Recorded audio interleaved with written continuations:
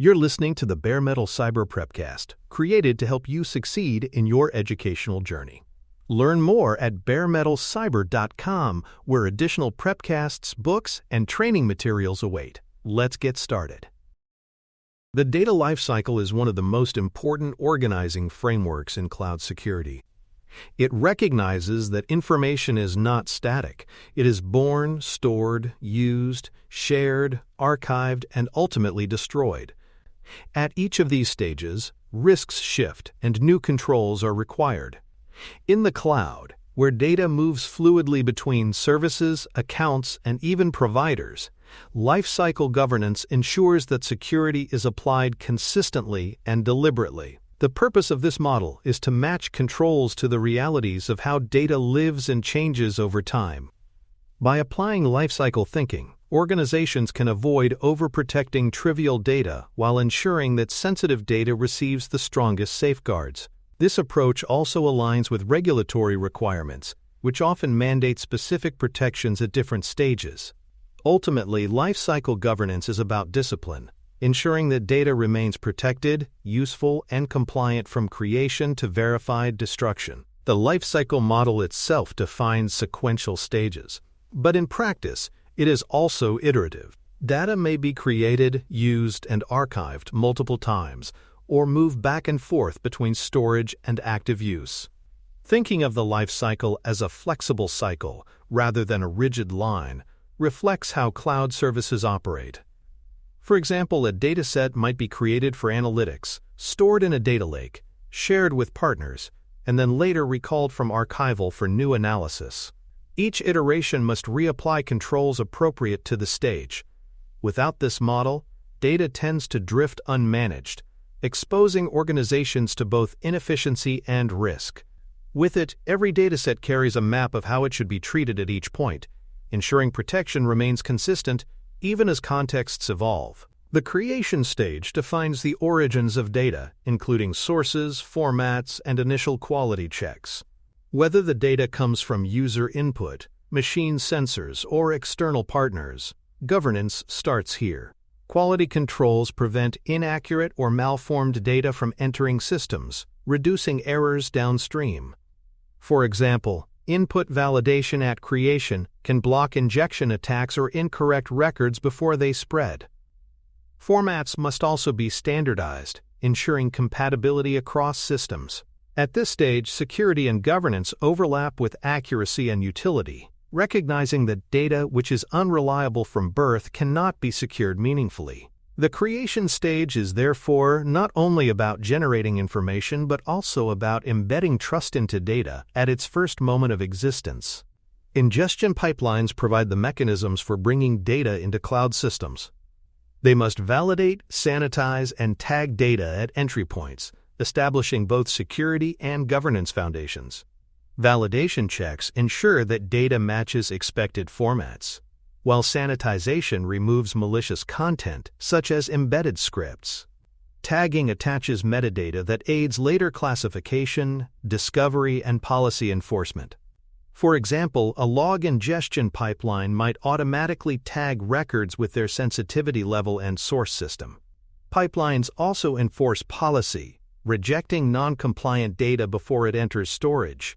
This makes ingestion a key control point for both protection and accountability. Without it, harmful or untraceable data could spread through systems unchecked, creating risks that are harder to remediate later. Classification at creation is a critical step that assigns sensitivity levels and handling requirements. By labeling data as public, confidential, or restricted at birth, organizations prevent ambiguity later in the lifecycle. Classification dictates what controls are applied automatically.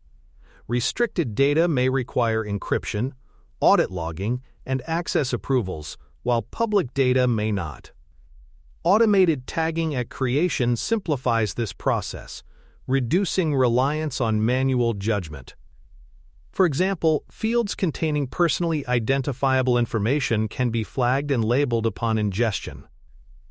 Classification ensures that data receives treatment proportionate to its sensitivity, preventing both underprotection and unnecessary overhead. It lays the groundwork for consistent control application across the entire lifecycle. Data minimization principles apply strongly at the point of creation. Collecting only the data necessary for declared purposes reduces exposure and simplifies compliance. In practice, this might mean requesting only a user's email rather than their full address when signing up for a service. Minimization also affects retention, ensuring that unnecessary data is not kept indefinitely.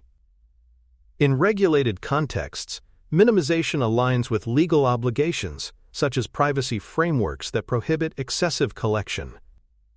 Beyond compliance, minimization reduces attack surfaces. Data that is never collected cannot be stolen.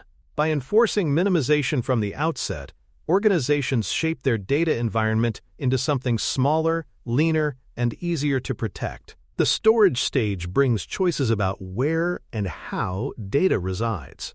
Organizations must select appropriate storage models, object, block, or file, based on workload needs. Controls such as encryption, access restrictions, and durability targets must be applied consistently.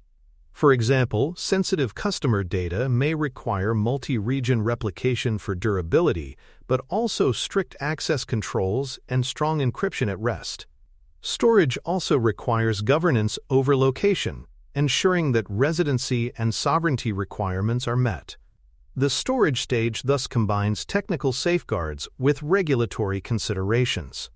Without thoughtful planning, storage can become a liability through misconfiguration or unmanaged sprawl. With disciplined controls, it becomes a stronghold for confidentiality and availability.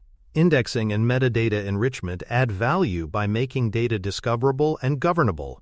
Metadata may include ownership, classification, creation date, or retention rules, providing context that informs later controls. Indexing allows rapid searches and policy application, ensuring that data is not only stored but also manageable. For instance, enriched metadata can automate lifecycle transitions, such as moving inactive records to archival storage after a set period. Indexing also supports legal and compliance functions by enabling quick retrieval of relevant datasets. Without metadata, data becomes opaque and difficult to manage. Enrichment transforms storage from a passive repository into an intelligent system capable of supporting both operational needs and governance requirements. Access control baselines must be established before data is used. These define who can access data and under what conditions, often using role-based or attribute-based models. Setting these baselines early prevents ad hoc permissions that accumulate risk over time. For example, sensitive datasets might only be accessible to analysts within a particular business unit and only through approved applications. Establishing baselines also supports audits, as organizations can demonstrate that permissions were deliberate and aligned with policy. Without access baselines, permissions drift toward permissiveness, creating opportunities for abuse. By defining them up front, organizations build strong guardrails around data, reducing the likelihood of privilege escalation or unauthorized exposure. Encryption key assignment links data stores to managed keys and rotation policies. This ensures that encryption is not only applied, but also properly governed. Assigning keys at the storage stage creates traceability, allowing organizations to demonstrate who controlled access and when. Rotation policies prevent long-term key reuse, reducing risk if a key is compromised. In cloud environments, this may involve customer-managed keys, provider-managed keys, or hybrid models. Assigning keys early binds the dataset to a security context that persists throughout its lifecycle. Without this step, encryption risks becoming symbolic, lacking the governance needed to assure stakeholders that it is truly effective. Key assignment ensures encryption operates as a managed, auditable control. Integrity protection mechanisms, such as hashing and versioning, help detect tampering throughout the lifecycle. A hash provides a fingerprint of a dataset, allowing verification that it remains unchanged. Versioning preserves prior states, supporting rollback if unauthorized modifications occur. These controls are particularly important in cloud storage, where data is often replicated across systems and regions. Without integrity checks, organizations cannot prove whether data has been altered, undermining trust. For example, a digital signature on a financial report demonstrates both authenticity and integrity, ensuring stakeholders that the document is genuine. By embedding integrity protections, organizations ensure that data remains not only confidential but also trustworthy. Backup scheduling complements primary storage by creating independent copies for resilience. Backups must be frequent enough to meet recovery objectives and stored in protected locations separate from production. Retention tiers allow organizations to balance cost and availability, with critical data backed up more often and retained longer. For example, daily backups of transaction data may be combined with weekly full backups and long-term archival of monthly snapshots. Scheduling ensures predictability, reducing the chance that backups are forgotten or inconsistent. It also ensures compliance, as many regulations require evidence of reliable recovery. By treating backups as a life cycle control, rather than an afterthought, organizations preserve availability and integrity against both accidental loss and deliberate attacks. The use stage of the life cycle is where data delivers value, but it is also where risks peak. Controls such as least privilege and purpose limitation ensure that data is accessed only by authorized entities for legitimate reasons. For example, a healthcare worker may view patient records relevant to their treatment role but not unrelated cases. Logging and policy enforcement provide accountability, recording who accessed data and when. The use stage highlights the tension between functionality and control. Data must be accessible to deliver value, but not so accessible that it becomes vulnerable. Governance at this stage ensures that access remains deliberate, proportional, and auditable, maintaining trust while supporting operations. Monitoring during the use stage captures access patterns and anomalies, providing the visibility needed for detection.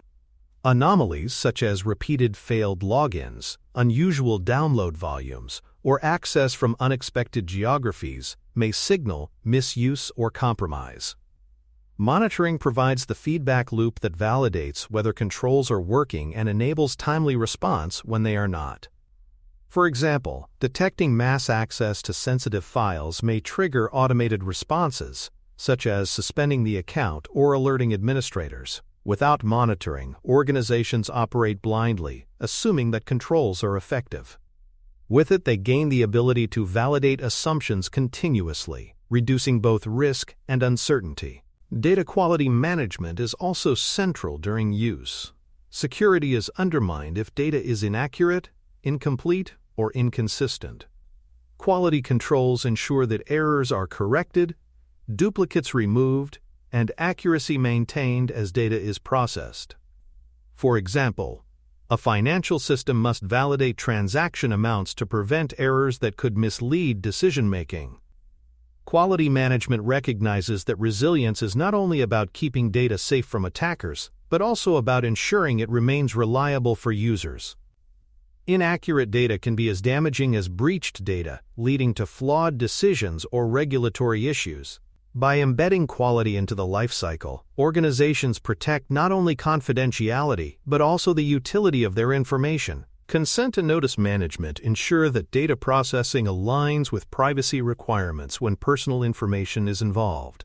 This includes obtaining explicit consent where required, providing transparent notices about collection and use, and enabling data subjects to exercise rights such as access or erasure. In cloud systems, consent management may require technical integration, ensuring that datasets are tagged with consent metadata and that downstream processing respects it. For example, analytics systems must exclude data for which consent was withdrawn. Notice management ensures that individuals remain informed, strengthening trust and compliance. By embedding privacy into the lifecycle, organizations ensure lawful and ethical use of data, aligning governance with both regulation and social expectation. For more cyber-related content and books, please check out cyberauthor.me. Also, there are other prepcasts on cybersecurity and more at baremetalcyber.com. The sharing stage of the lifecycle governs how data leaves its original environment and becomes accessible to others. Sharing may occur within an organization, across departments, or externally with partners and regulators. Governance ensures that sharing is deliberate, approved, and aligned with policy. Approved channels, such as secure APIs, encrypted file transfers, or managed collaboration tools, prevent ad hoc methods like personal email or unauthorized cloud storage. Time-bounded access grants ensure that recipients only retain privileges as long as needed, reducing lingering exposure. For example, a contractor might be granted temporary access to project data that automatically expires when the engagement ends. Sharing is a powerful enabler of collaboration, but without control it becomes a frequent source of leaks.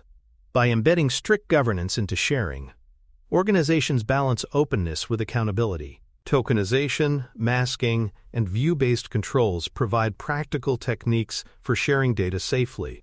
Tokenization replaces sensitive values such as social security numbers with unique tokens, allowing applications to function without exposing the originals.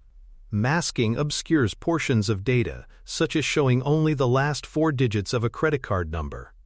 View-based controls in databases present subsets of data, allowing analysts to query aggregated results without seeing raw, sensitive fields. These methods are particularly valuable in development and analytics, where access to full data sets may not be necessary. For instance, a development team may work with masked customer records to test functionality without exposing personal information. By applying these techniques, organizations reduce risk while still enabling innovation and insight. Cross-border transfer controls address the challenges of moving data across national or regional boundaries. Laws and regulations often restrict where personal or sensitive data can reside, creating obligations for organizations using global cloud platforms. Governance must ensure that data is placed in compliant regions, and when transfers occur, they are supported by contractual safeguards, such as standard contractual clauses or binding corporate rules.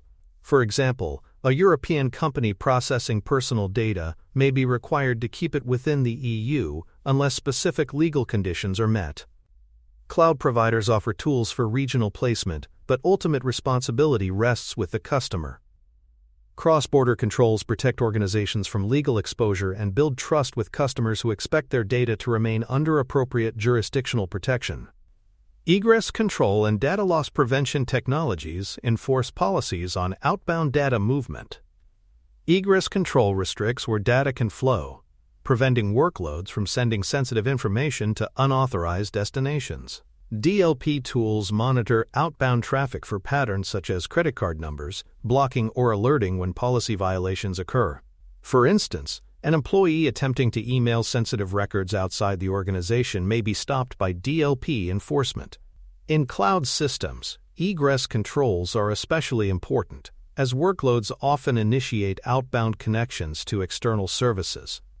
Without control, these flows can become pathways for exfiltration, whether intentional or accidental. By placing guardrails on outbound traffic, organizations close one of the most overlooked but dangerous gaps in the data lifecycle. The archival stage manages data that is no longer actively used but must be retained for compliance, historical, or business purposes. Archival storage emphasizes cost-effectiveness, durability, and immutability. For example, regulatory records may be moved to low-cost storage tiers that preserve them reliably for years without frequent access. Governance ensures that archival data remains discoverable and retrievable while remaining tamper-resistant.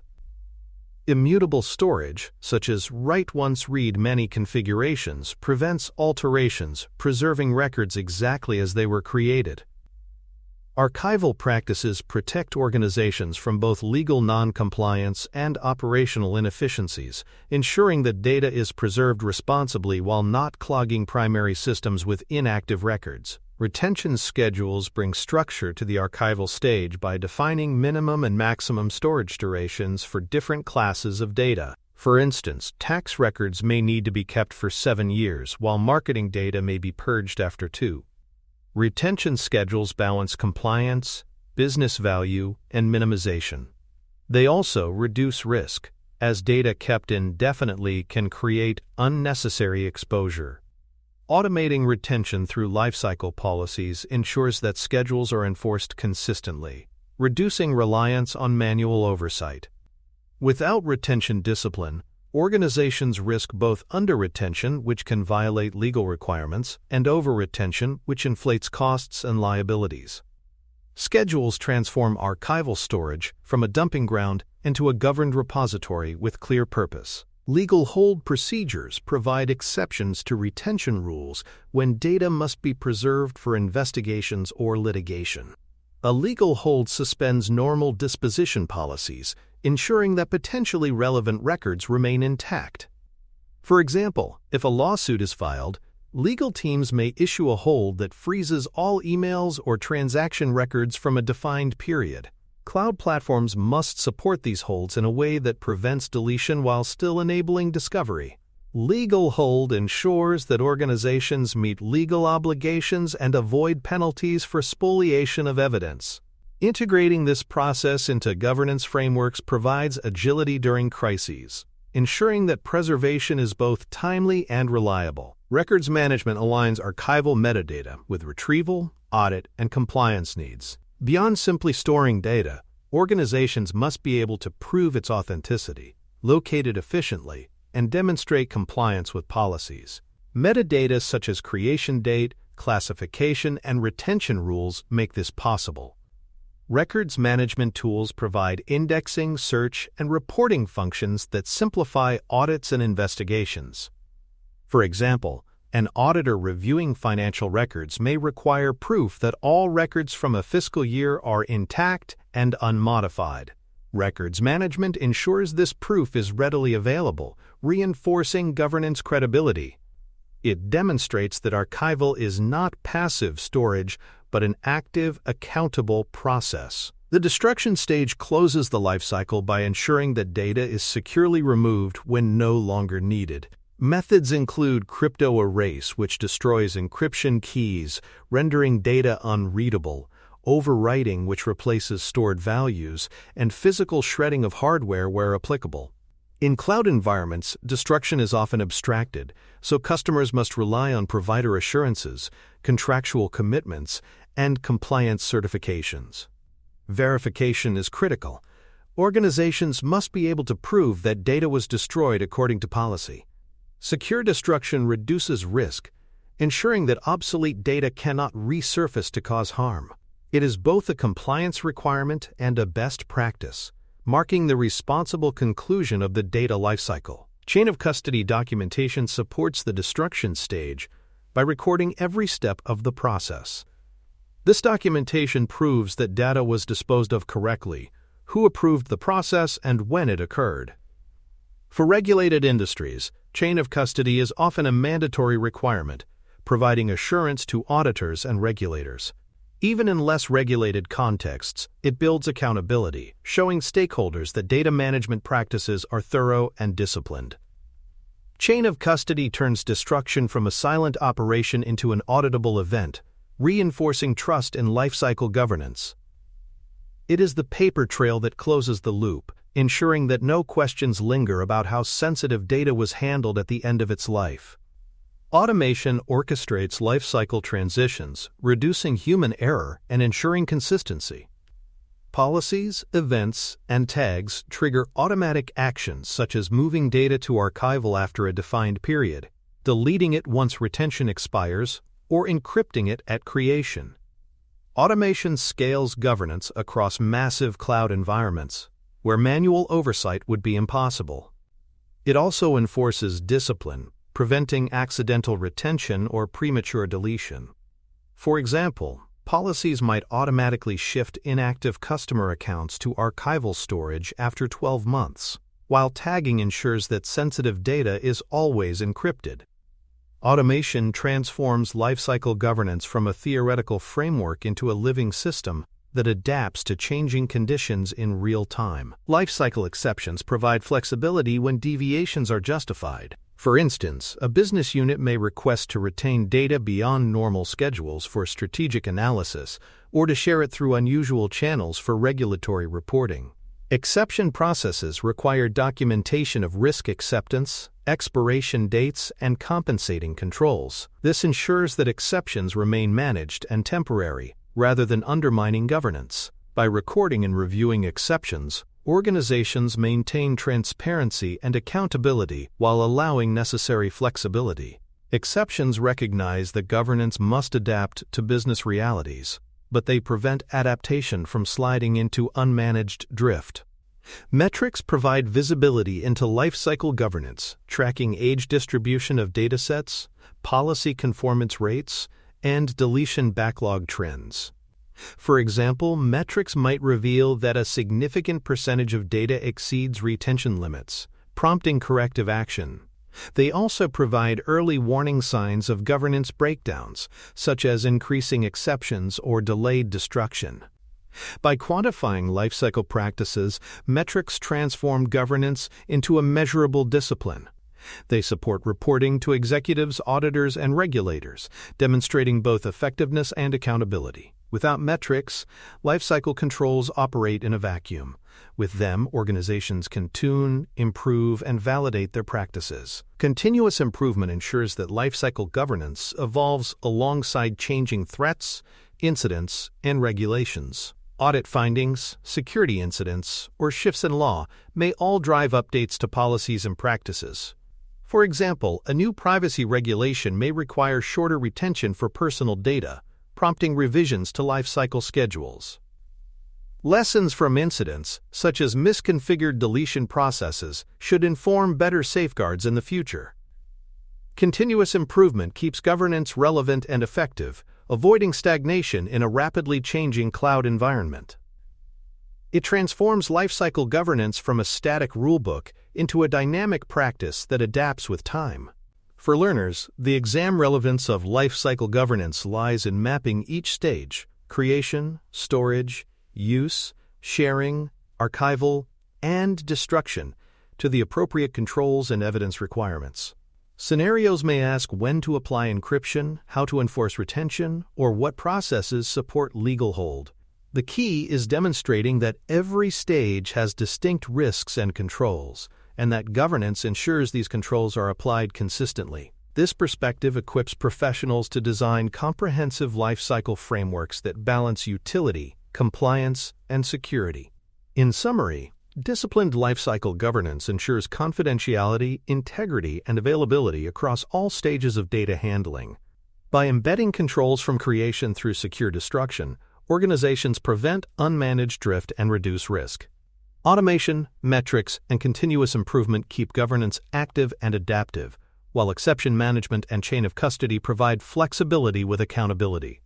Lifecycle thinking turns data management into a predictable, auditable discipline that supports both operational needs and regulatory obligations. It provides the assurance that data is not only useful and compliant during its life, but also responsibly retired at the end, completing the cycle with confidence. Thanks for tuning in to the Bare Metal Cyber Prepcast, your trusted source for cybersecurity news and insights. Remember to subscribe at baremetalcyber.com so you never miss an update. And visit cyberauthor.me for best-selling cybersecurity books that equip you with expert knowledge. Until next time, stay secure and stay vigilant.